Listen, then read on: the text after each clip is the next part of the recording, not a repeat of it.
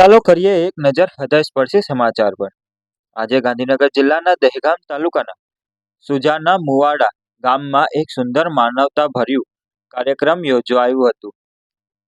ગામની પ્રાથમિક શાળામાં અભ્યાસ કરતા બાળકોને અનિલજી ઠાકોર નિકોલ ગામ દ્વારા સ્વેટર અને ચોપડાનું વિતરણ કરવામાં આવ્યું।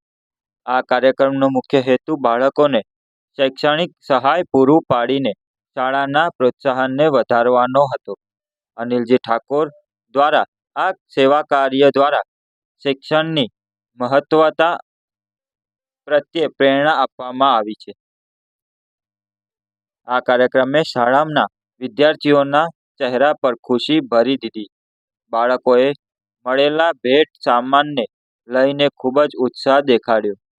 આ કાર્યક્રમના અહેવાલ સાથે રહી અસ્મિતા ઠાકોર, પ્રકોપ ન્યૂઝ, કલોલ।